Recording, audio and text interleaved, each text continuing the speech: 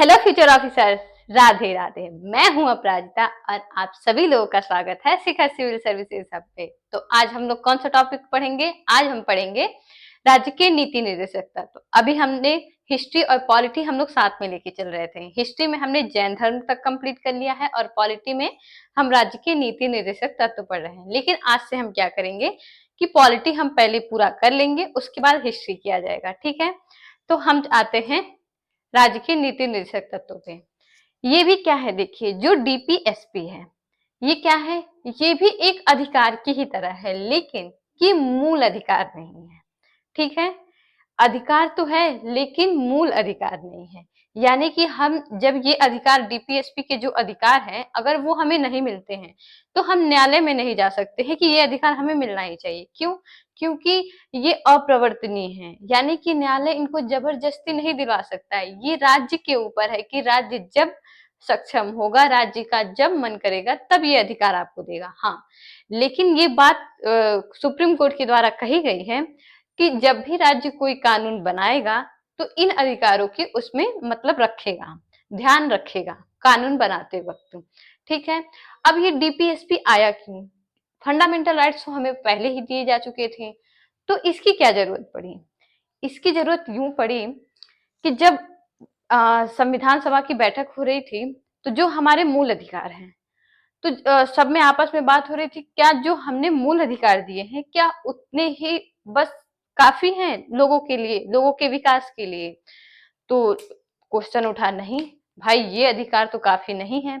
लेकिन बात ये भी थी कि अभी देश उतना भी विकसित नहीं हो पाया था, उतना विकसित नहीं था। अभी हमने जल्दी ही आजादी लिया था, अभी आजादी लेने वाले थे, सॉरी।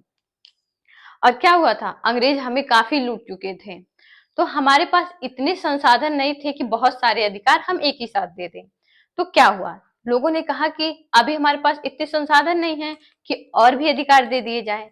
तब हमारे संवैधानिक सलाहकार जो थे बीएन राव जी, उन्होंने कहा ठीक है, हम अभी नागरिकों को अभी फंडामेंटल राइट्स तो दे रहे हैं, मूल अधिकार यानी कि हम दे रहे हैं, लेकिन कुछ अधिकार ऐसे भी दिए जाएं जो उन्हें अभी तो ना मिले, लेकिन जब भी राज्य सक्षम हो जाए, जब भी राज्य के पास इतने संसाधन आ जाएं कि राज्य उन अधिकारों को दे सकता है नागरिकों को, तब वो राज्य दे उनको। तो ये बोला गया, ये तो बात ठीक है, ऐसा हम कर सकते हैं कि अभी बस जो फंडामेंटल राइट्स मिले हैं वो तो दे दिए जाएं पूरी तरीके से, लेकिन कुछ अधिकार ऐसे रख दिए जाएं जो हम उन्हें बाद में दें जब राज्य के पास संसाधन आ जाए। तो इसलिए डीपीएसपी को यहाँ रखा गया, फंडामेंटल राइट्स से अलग अलग भाग के रूप में रखा गया। क्या अगर उसी भाग में रख देते तब क्या होता? तब तो राज्य को देना पड़ता ये सारे अधिकार भी, लेकिन इसीलिए इसको अलग भाग बनाकर रखा गया ताकि लोगों को ये अधिकार समय के साथ मिल भी जाए और राज्य को भी कोई दिक्कत ना आने पाए। ठीक, तो डीपीएसपी किसकी वजह से आया? हमारे संवैधानिक सलाहकार बीएन राव के सुझाव के बाद डीपीएसपी को लाया गया था। तो अब देख लेते हैं डीपीएसपी का संवैधानिक प्रावधान क्या है। क्या है संवैधानिक प्रावधान? संवैधानिक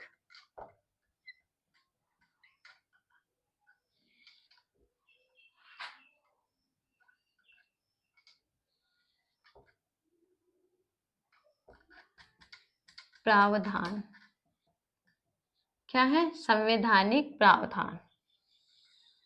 अब इसमें क्या क्या आएगा देखिए, इसमें है सबसे पहले स्रोत, कि हमने डीपीएसपी को आखिर लिया कहाँ से है। कहीं से तो लिया ही होगा या हमने खुद बनाया है, ये यहाँ पे देखेंगे हम लोग। इसका विधिक स्वरूप क्या है? विधिक स्वरूप। आर्टिकल क्या है? आर्टिकल यानी कि अनुच्छेद। ठीक है, अनुच्छेद क्या है, कहां से कहां तक है, इसमें संशोधन कितने हुए हैं, इसकी प्रकृति कैसी है, क्या प्रकृति कैसी है इसकी, और क्या बताना है, इसका उद्देश्य क्या है, क्या है इसका उद्देश्य क्या है। उद्देश्य हमें बताना है, ठीक है। तो देखिए, डीपीएसपी को हमने कहाँ से लिया था? डीपीएसपी को हमने लिया था आयरलैंड से। लेकिन क्या आयरलैंड ने ये खुद बनाया है? तो नहीं, ने भी कहीं से लिया है इसे उधार। तो कहाँ से लिया है? तो आयरलैंड ने स्पेन से इसे लिया है। तो आपके मन में एक सवाल और आ रहा होगा कि आखिर जब आयरलैंड ने स्पेन से लिया तो हम क्यों आयरलैंड से लिए? हमने भी क्यों नहीं डायरेक्ट स्पेन से ले लिया?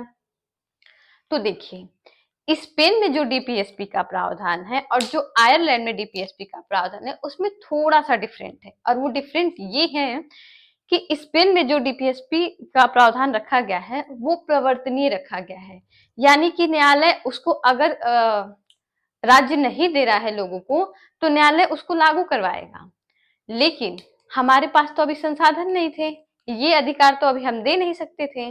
और आयरलैंड के संविधान में ये लिखा था कि ये अप्रवर्तनीय है, यानी कि इसमें न्यायालय कुछ नहीं कर सकता, ये राज्य जब सक्षम होंगे तब देंगे।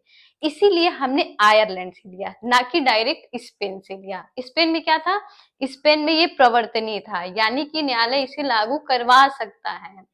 और आयरलैंड में क्या था कि आयरलैंड में न्यायालय इसे लागू नहीं करवा सकता था। और हमें भी ऐसे ही चाहिए था कि हम समय के साथ दें, ना कि न्यायालय जबरदस्ती दिलवाए। जैसे फंडामेंटल राइट्स, हमारे फंडामेंटल राइट्स का हनन होता है या राज्य उसे छीनने का कोशिश करता है तो सुप्रीम कोर्ट उसे रोक देता है, वैसे ही यहाँ पर भी हो जाता, वही दिक्कत आती। इसीलिए हमने आयरलैंड से लिया इसे। तो स्रोत क्या है? आयरलैंड। आयरलैंड, ठीक है। किस अनुच्छेद से है? कहाँ तक? 36 से 51 तक है। अच्छा, विधिक स्वरूप इसका क्या है? तो विधिक स्वरूप जो इसका है, अप्रवर्तनीय है। क्या है? अप्रवर्तनीय है। संशोधन क्या इसमें हुआ है? तो बिल्कुल, इसमें कितने संशोधन अब तक हो चुके हैं? तो 3 संशोधन हो चुका है। 3 संशोधन, सॉरी, 3 संशोधन हो चुके हैं इसमें। कितने संशोधन हो चुके हैं? तो 3 संशोधन हो चुके हैं इसमें। कितने संशोधन हो चुके हैं इसमें? 3 संशोधन हो चुके हैं। कौन कौन सा? एक 42, वो जब मैं बताऊंगी तब बता दूंगी, ठीक है। यहाँ पे 3 संशोधन हुआ है। और इसकी प्रकृति कैसी है? तो इसकी प्रकृति जो है वो सकारात्मक है। सकारात्मक। अब ये सकारात्मक का मतलब क्या हुआ? यानी कि कुछ तो है जो नकारात्मक भी होता होगा, तभी यहाँ सकारात्मक की बात कही गई है। तो देखिए, पहले ये बताइए, मैंने आप लोग को फंडामेंटल राइट्स पढ़ाया था, उसमें बताइए कि उसकी प्रकृति कैसी है। उसकी प्रकृति है नकारात्मक प्लस सकारात्मक। और ज्यादातर कैसी है? ज्यादातर नकारात्मक है। लेकिन क्या वो खराब है और ये सही है? बिल्कुल भी नहीं।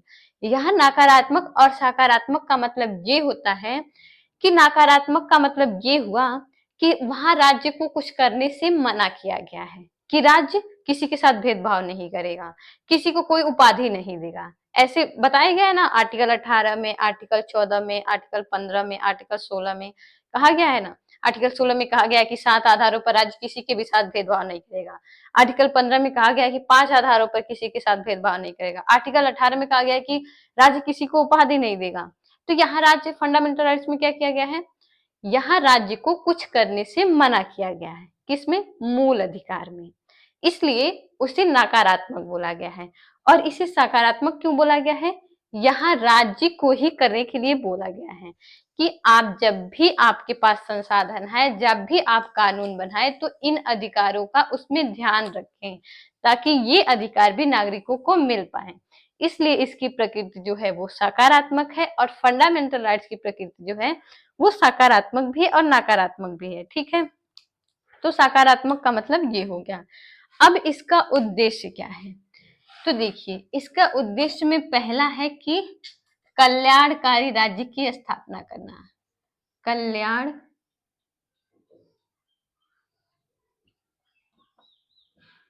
कल्याणकारी राज्य की स्थापना। और दूसरा क्या है? इसके 2 उद्देश्य हैं, सामाजिक सामाजिक और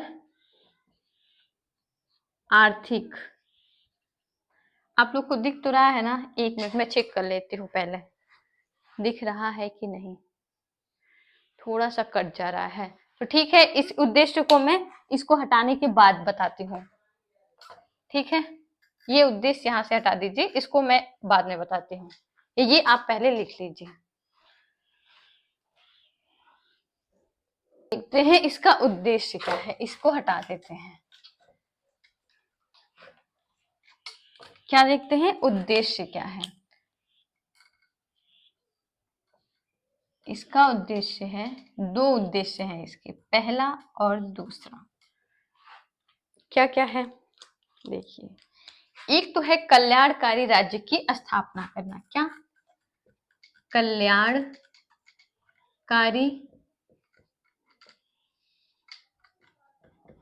राज्य की स्थापना करना। स्थापना करना क्या? कल्याणकारी राज्य की स्थापना करना। और दूसरा क्या है कि सामाजिक और आर्थिक लोकतंत्र की स्थापना करना।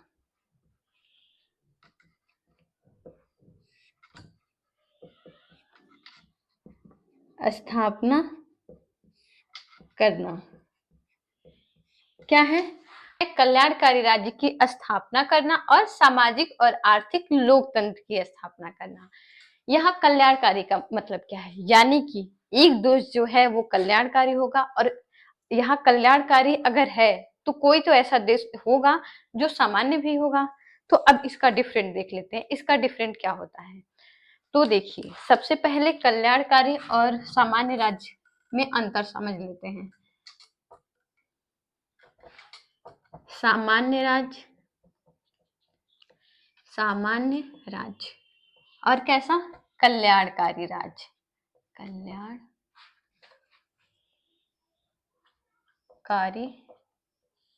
राज्य। देखिए, ऐसा राज्य जो अपने देश के भीतर केवल और केवल कानून व्यवस्था को बनाए रखे, कोई भी काम ना करे, उसको जनता से कुछ लेना देना नहीं हो। जनता के पास एजुकेशन नहीं है, आज क्या कहते हैं, हेल्थ की व्यवस्था नहीं है, हॉस्पिटल नहीं है, रोजगार नहीं है लोगों के पास, लेकिन राज्य क्या करे, उसको कोई फर्क ही नहीं पड़ता है। वो कहे नहीं, हम क्या करेंगे, हम कानून व्यवस्था को बना के रखेंगे। तो ऐसे राज्य को क्या बोलेंगे? ऐसे राज्य को बोलेंगे कि वो सामान्य राज्य है। वो केवल क्या कर रहा है, देश के भीतर केवल और केवल कानून व्यवस्था को बना के रख रहा है और बाकी कोई काम नहीं कर रहा है। और दूसरा क्या है, कल्याणकारी राज्य। तो ऐसा राज्य जो देश के भीतर कानून व्यवस्था तो बना के रखे ही रखे, दूसरा लोगों के लिए बुनियादी सुविधाओं की भी व्यवस्था करे, जैसे कि उनके लिए एजुकेशन की व्यवस्था करे, उनके लिए हेल्थ की व्यवस्था करे, उनके लिए रोजगार लाए, उनके लिए पर्यावरण को शुद्ध रखे, उनके लिए आवास की व्यवस्था करे। ऐसे राज्य को क्या बोलते हैं? ऐसे राज्य को बोलते हैं कल्याणकारी राज्य। ठीक है, तो ये भी लिख लीजिए। सामान्य राज्य का क्या मतलब हुआ? सामान्य राज्य का मतलब हुआ कि ऐसा राज्य जो देश के भीतर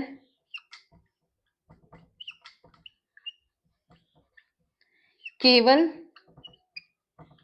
कानून व्यवस्था बनाए रखे। क्या रखे? कानून व्यवस्था बनाए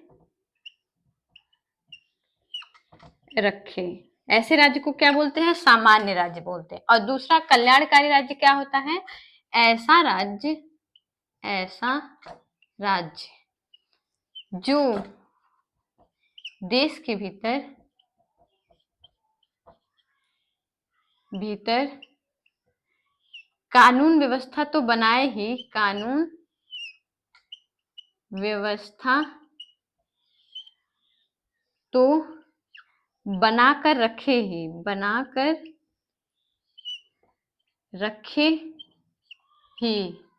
साथ ही क्या करे, साथ ही नागरिकों के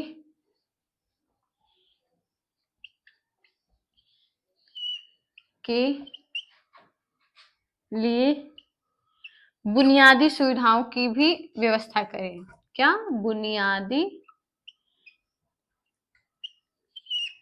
सुविधा, बुनियादी सुविधा की व्यवस्था करें। ठीक है, व्यवस्था करें। एक मिनट, बहुत ज्यादा गर्मी लग रही है।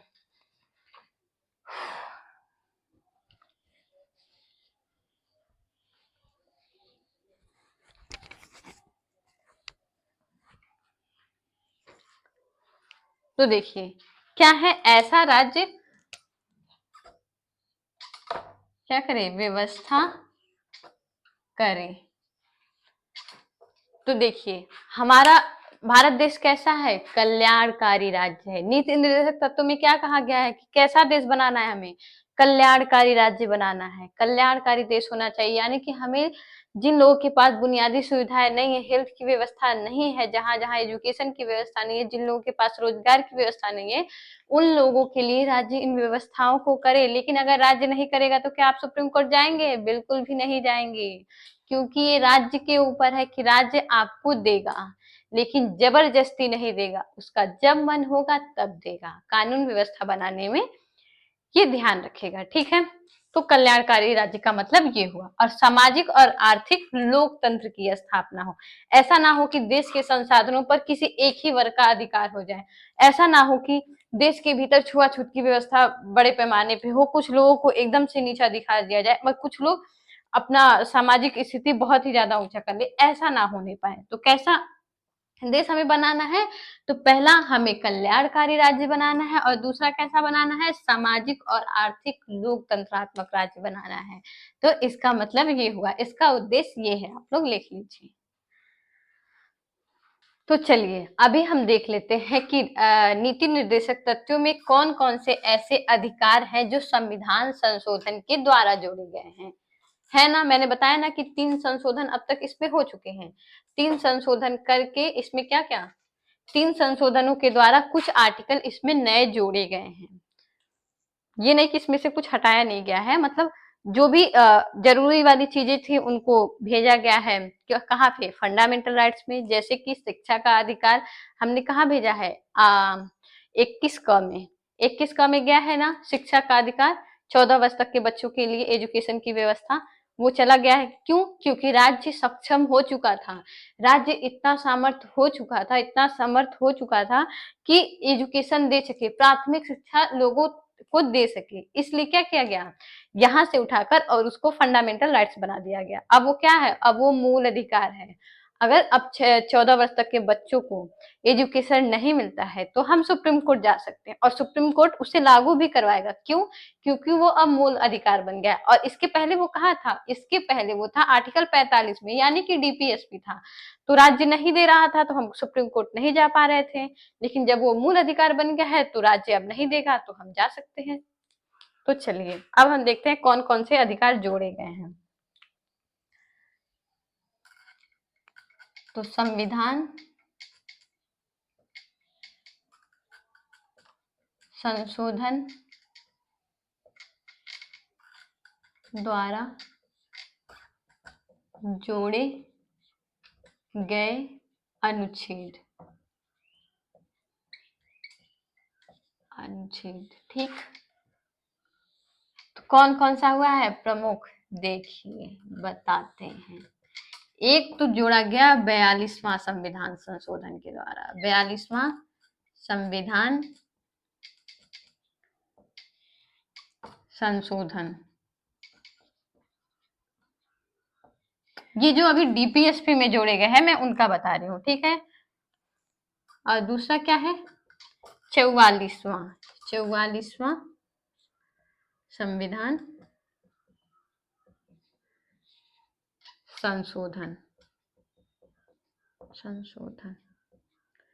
और 97वां संविधान संशोधन। ठीक है, 42वें संविधान संशोधन के द्वारा कौन कौन से ऐसे आर्टिकल थे जो डीपीएसपी में जोड़े गए? तो कौन कौन से आर्टिकल थे? आर्टिकल, जगह तो कम बच रही है, ठीक है हम लिखने की कोशिश करते हैं जितना लिख पाए। वेट, चलिए ठीक है। आर्टिकल कौन सा? Article 39A।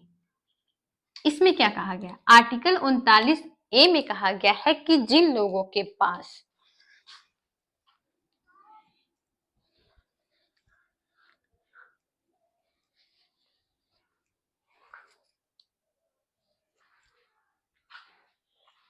आर्टिकल 39 में क्या है? आर्टिकल 39 में है सामान्य न्याय और निशुल्क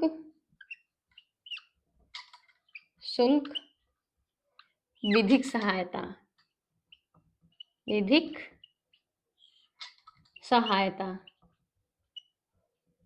क्योंकि जगह थोड़ी कम पड़ रही है तो ये आप लोग अभी देखिएगा, अभी इसको नहीं बता रहे हैं, अभी 42वें संविधान संशोधन के द्वारा क्या क्या जोड़ा गया वो मैं बता रही हूँ।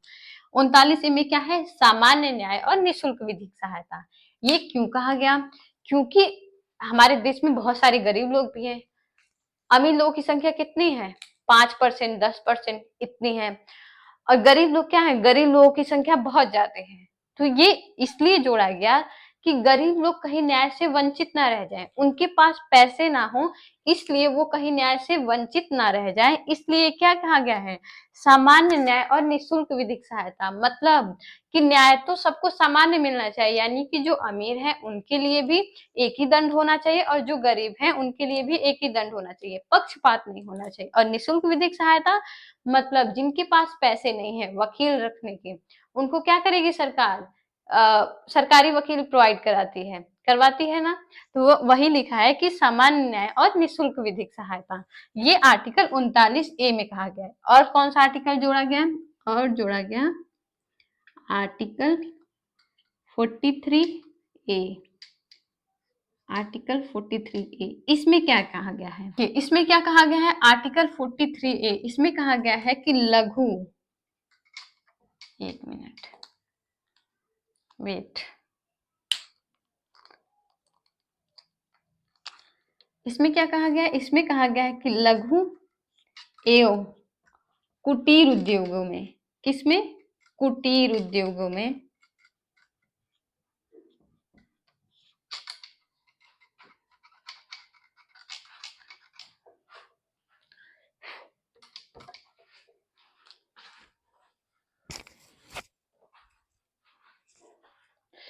बहुत गर्मी है। लघु एवं कुटीर क्या उद्योगों में मजदूरों की भागीदारी, मजदूरों की भागीदारी, क्या कहा गया है? लघु है, इसको भी लिख देती हूँ फिर दोनों को साथ में बताती हूँ। आर्टिकल 48A, इसमें क्या है? पर्यावरण का संरक्षण। क्या है? पर्यावरण का संरक्षण। पर्यावरण का संरक्षण, इसका क्या मतलब है? देखिए पहले आते हैं आर्टिकल 43A, लघु एवं कुटीर उद्योगों में मजदूरों की भागीदारी। ये क्यों कहा गया? देखिए मान लीजिए किसी कंपनी में 10,000 लोग काम करते हैं, ठीक है, वहां पे मान लीजिए 5,000 लोग वहां काम करते हैं। पहले वो काम कितना करते थे? 8 घंटे का काम करते थे, और अब काम बढ़ गया तो मान लीजिए कंपनी ने कहा कि नहीं, अब आपको 8 घंटे नहीं, आप आपको कितने घंटे करने हैं? 10 घंटे काम करने हैं। कितने घंटे करने हैं? 10 घंटे करने हैं। लेकिन सैलरी तो उतनी ही है, सैलरी तो बढ़ाई नहीं गई है, लेकिन काम क्या किया गया है? बढ़ा दिया गया है। अब अब क्या होगा कि अब इनके अधिकारों का हनन हुआ कि नहीं? हनन तो हुआ ही, इनका टाइम ज्यादा जा रहा है उतनी ही सैलरी पे। तो यहाँ ये कहा गया कि इसमें भागीदारी का मतलब ये हुआ कि अगर आप किसी कंपनी में है, कंपनी ने ऐसा किया, तो आपके पास अगर यूनियन है तो हम यूनियन के द्वारा हड़ताल कर देते हैं ना, कि यूनियन ने क्या किया, हड़ताल किया कि हम काम ही नहीं करेंगे, आप हमारी या तो सैलरी बढ़ाओ या तो काम के घंटे कम करो। तो यहाँ पे ये होता है कि अगर आपके पास यूनियन है तो आप अपनी आवाज उठा सकते हैं कि नहीं, हम अपने साथ ऐसा नहीं होने देंगे, आप या तो हमारी सैलरी को बढ़ा दो या तो क्या करो, हमारे काम के घंटे को उतने ही रखो। यहाँ मतलब ये हुआ कि यानी कि जो बोर्ड है, कंपनी का जो बोर्ड है उसमें क्या हो, कंपनी के बोर्ड में यूनियन भी हो, यूनियन भी हो, ठीक है, क्या हो, कंपनी के बोर्ड में क्या हो, यूनियन भी हो, ताकि यूनियन के पास अपना अधिकार हो कि वो मजदूरों की बातों को रख सके। अभी कुछ दिन पहले दिल्ली में देख रहे थे कि हो रहा था, हड़ताल चल रही थी, वो लोग सैलरी बढ़ाने की बात कर रहे थे, तो सरकार ने आखिर में उनकी बात मानी भी, उनकी सैलरी कुछ बढ़ाई भी गई। तो यही है कि मजदूरों को क्या किया जाए, कुटीर उद्योगों में उनकी भागीदारी की जाए। अगर ये भागीदारी की व्यवस्था नहीं होती, यूनियन की व्यवस्था नहीं होती, तो क्या ऐसा हो पाता, कंपनी ऐसा मनमाना व्यवहार करती कि नहीं करती, वो बिल्कुल मनमाना व्यवहार करती। और बेरोजगारी इतनी है कि वो लोग नहीं करते तो कोई और आके कर देता उतने पैसे पे, क्योंकि बेरोजगारी बहुत है। इसलिए क्या कहा गया कि लघु एवं कुटीर उद्योगों में मजदूरों को भागीदार बनाया जाए। और दूसरा आर्टिकल 48 ए, इसमें क्या कहा गया, पर्यावरण का संरक्षण। संसाधन लिमिटेड है और जनसंख्या बढ़ती ही जा रही है, बढ़ती ही जा रही है। अब हम क्या फर्स्ट पोजीशन पे आ गए हैं, लेकिन संसाधन क्या है, लिमिटेड है। अब क्या हो रहा है कि हम अपने पर्यावरण को बहुत ज्यादा नुकसान पहुंचा रहे हैं, किस लिए, ताकि हम लोगों के लिए बस सुविधाओं की व्यवस्था कर सके। लेकिन क्या ये सही है, अभी गर्मी में रहा जा रहा है, बिल्कुल ऐसा लगता है सूरज भगवान धरती पे आ गए हैं। अभी इतनी गर्मी ज्यादा हो रही है कि बिना फैन के लोग रह नहीं सकते हैं।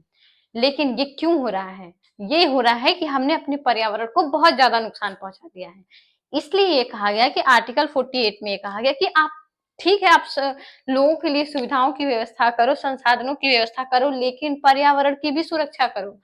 अगर संसाधन हम ज्यादा देते गए देते गए देते गए, अब पर्यावरण का नुकसान होता गया तो क्या होगा, एक टाइम ऐसा आएगा कि उन संसाधनों की कोई वैल्यू ही नहीं रह जाएगी, जब नेचर अपना क्या करेगा, तांडव दिखाएगा। तो अभी देखते हैं पहाड़ी एरिया में जब भूस्खलन होता है, पहाड़ी पर से गिरती हैं चीजें, तो लोगों की गाड़ियां क्या बच पाती है, उनके पास संसाधन तो है, रोड तो बना दिया गया है, सुंदर सुंदर गाड़ियां भी हैं, लेकिन जब पहाड़ों से पत्थर नीचे आते हैं तो क्या वो गाड़ियां उन्हें सुरक्षित रख पाती हैं, बिल्कुल भी नहीं, नहीं रख पाती है ना।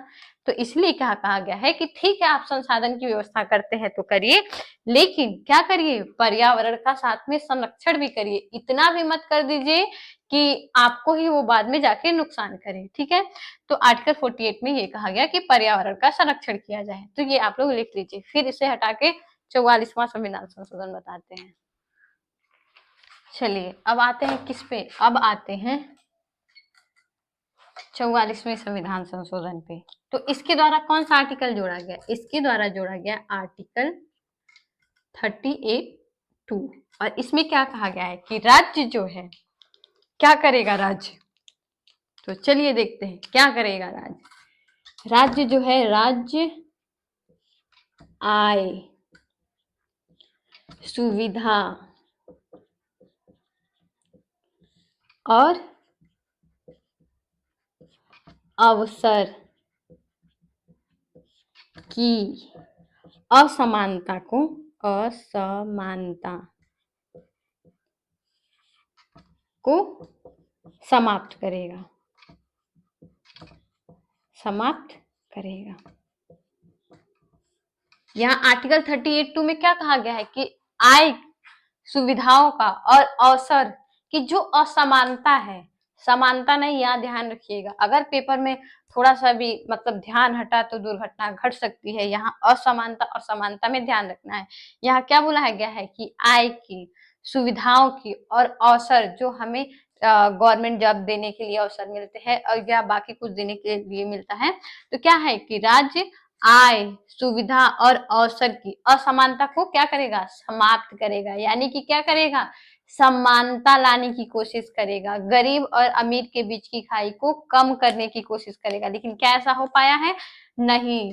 फिलहाल में तो ऐसा लगता है गरीब और अमीर के बीच की खाई और चौड़ी हो गई है। लेकिन क्या हम इसके लिए जा सकते हैं सुप्रीम कोर्ट में कि नहीं नहीं, हम कुछ लोग बहुत ज्यादा अमीर हो गए हैं, कुछ लोग बहुत ही ज्यादा गरीब हैं, हमें भी पैसे चाहिए, क्या हम जा सकते हैं? नहीं जा सकते हैं। क्यों नहीं जा सकते हैं? क्योंकि ये फंडामेंटल राइट्स नहीं है।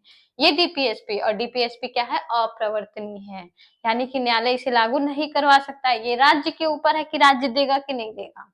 ठीक है, अब आते हैं 97।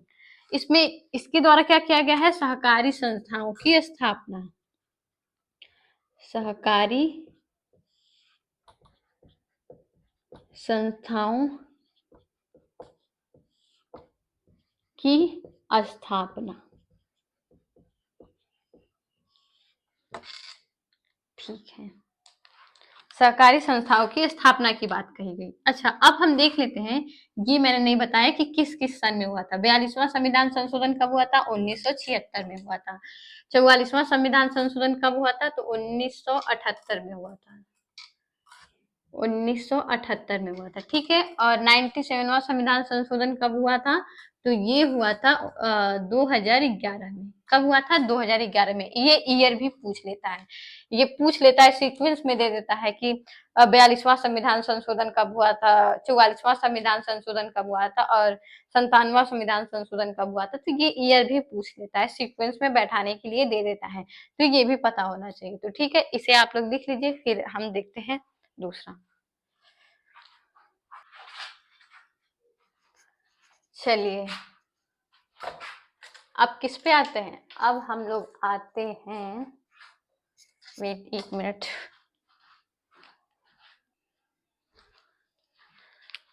अब लोग हम किस पे आते हैं? डीपीएसपी से संबंधित महत्वपूर्ण कथन। क्या?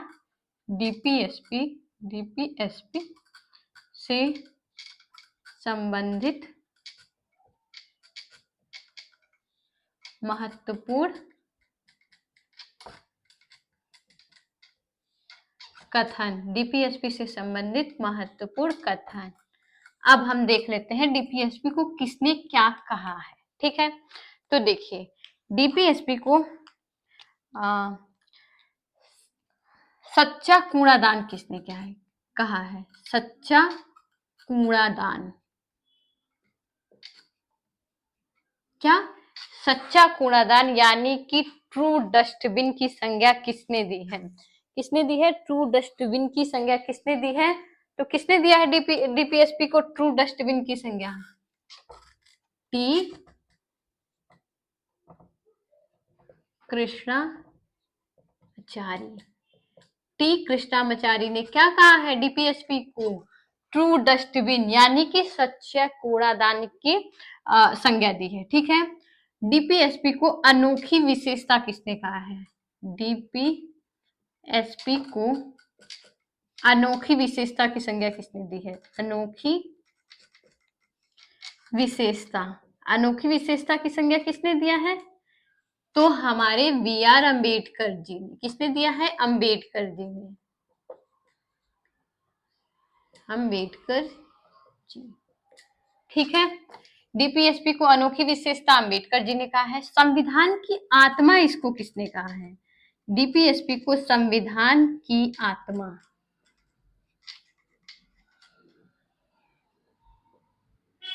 संविधान की आत्मा किसने कहा है? डीपीएसपी को संविधान की आत्मा कहा है ग्रेनविल। किसने कहा है? ग्रेनविल ऑस्टिन ने। किसने कहा है? Granville Austin. ठीक है, एक ऐसा चेक जिसका भुगतान बैंक अपनी मर्जी से करेगा। क्या? एक ऐसा चेक जिसका भुगतान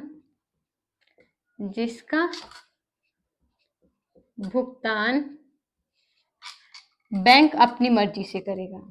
बैंक अपनी मर्जी से करेगा। क्या? बैंक अपनी मर्जी से करेगा। ये किसने कहा है? ऐसा चेक जिसका भुगतान बैंक अपनी मर्जी से करेगा, ये कहे हैं केटी शाह ने। किसने कहा है? केटी शाह ने। किसने कहा है? केटी शाह ने कहा है। शाह ने। अच्छा, और डीपीएसपी को लक्ष्य एवं आकांक्षाओं आकांक्षाओं आकांक्षाओं लक्ष्य एवं आकांक्षाओं का घोषणा पत्र किसने कहा है? घोषणा पत्र।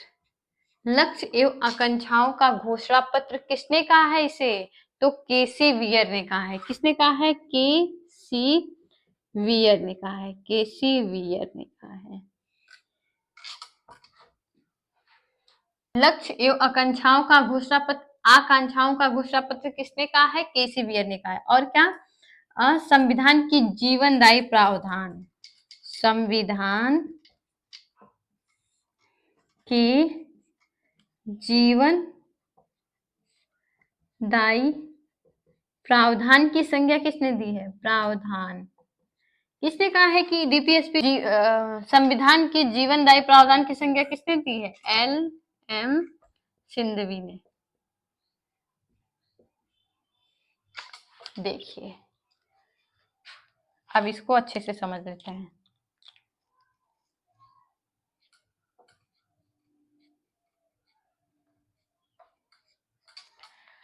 डीपीएसपी से संबंधित महत्वपूर्ण कथन। किसने क्या कहा है डीपीएसपी के बारे में? सच्चा कूड़ादान या ट्रू डस्टबिन की संज्ञा डीपीएसपी को किसने दिया है? टी कृष्णामाचारी जी ने दिया है। किसने? टी कृष्णामाचारी जी ने दिया है। ठीक है। डीपीएसपी को अनोखी विशेषता की संज्ञा किसने दिया है? कि डीपीएसपी जो है वो हमारे संविधान की अनोखी विशेषता है। किसने कहा है? ये अंबेडकर जी ने कहा है। ठीक है। अब आप लोग बताइए कि किस आर्टिकल को अंबेडकर जी ने संविधान की आत्मा कहा है? ये मैं पढ़ा चुकी हूँ और आप ये लोग कमेंट बॉक्स में जरूर बताइएगा कि किस आर्टिकल को अंबेडकर जी ने कहा है कि ये संविधान की आत्मा है। ठीक है। संविधान की आत्मा डीपीएसपी को किसने कहा है? अंबेडकर जी ने तो संविधान की आत्मा किसी और आर्टिकल को बोला है, लेकिन डीपीएसपी को संविधान की आत्मा किसने बोल दिया है? तो किसने बोला है? ग्रेनविल ऑस्टिन ने बोला है। किसने बोला है? ग्रेनविल ऑस्टिन ने। किसने बोला है कि डीपीएसपी जो क्या है? एक ऐसा चेक है जिसका भुगतान कौन करेगा? बैंक अपनी मर्जी से करेगा। हम अपने मन से नहीं जा सकते हैं। इसका भुगतान कैसा होगा? बैंक अपनी मर्जी से करेगा। ये संज्ञा किसने दी है? तो केटी शाह ने दिया है। किसने दिया है? केटी शाह ने। लक्ष्य एवं आकांक्षाओं लक्ष्य एवं आकांक्षाओं का घोषणा पत्र किसने कहा है? केसी वियर ने कहा है। किसने कहा है? लक्ष्य एवं आकांक्षाओं का घोषणा पत्र केसी वियर ने। संविधान की जीवनदायी प्रावधान है, ये किसने बोल दिया है? तो एल एम सिंघवी साहब ने बोला है कि जो डीपीएसपी है वो संविधान की जीवनदायी प्रावधान है, उसको हल्के में मत लीजिए। भले ही वो प्रवर्तनीय नहीं है, अप्रवर्तनीय है, लेकिन क्या है? संविधान का जीवनदायी प्रावधान है, बहुत ही महत्वपूर्ण है ये भी। तो आज चलिए हम लोग आज इतना ही रखते हैं। जितना पढ़े हैं उसको रिवीजन कर लेते हैं। तो सबसे पहले हमने क्या बोला कि डीपीएसपी आया क्यों? किसकी वजह से आया? तो वीएन राव ने कहा था कि कुछ अधिकार हम अभी दे देते हैं और कुछ अधिकार ऐसे रखते हैं जो हम बाद में जब राज्य सक्षम होगा तब देंगे। तो उसको अलग भाग में रखा गया। अच्छा, मैं ये नहीं बताई हूं ना कि डीपीएसपी को किस भाग में रखा गया है। तो किस भाग में रखा गया है? कहाँ लिखे? यहाँ लिखते हैं भाग 4 में रखा गया है। किस भाग में रखा गया है? डीपीएसपी को भाग 4 में रखा गया। और फंडामेंटल राइट्स किस में है? भाग 3 में है।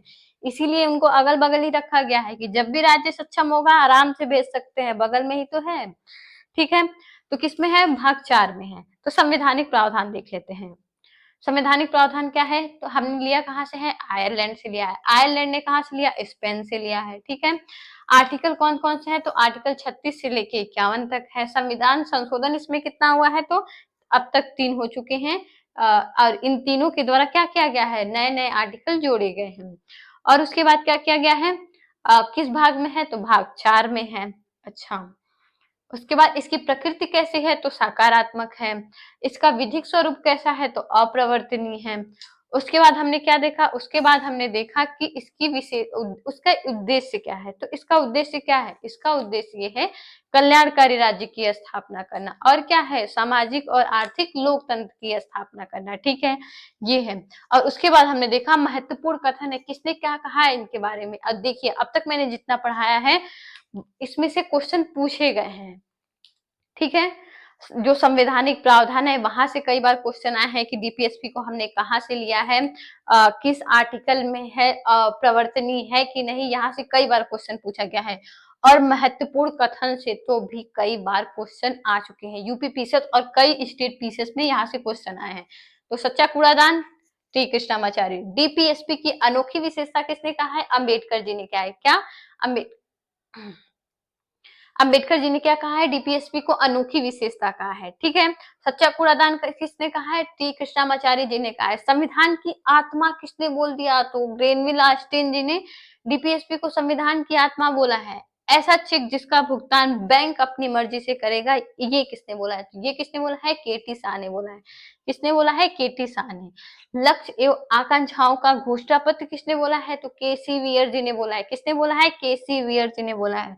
संविधान की जीवनदायी प्रावधान है, ये किसने बोल दिया, तो ये बोले हैं एल एम सिंघवी साहब ने। ये बोला है कि जो डीपीएसपी है वो संविधान के जीवनदायी प्रावधान है। तो आज का क्लास आप लोग को कैसा लगा कमेंट बॉक्स में बताइएगा जरूर। और अगर आप लोगों को पसंद आए तो लाइक कर दीजिएगा और शेयर भी कर दीजिएगा और चैनल को सब्सक्राइब भी कर लीजिएगा। तो आज के लिए बस इतना ही। राधे राधे।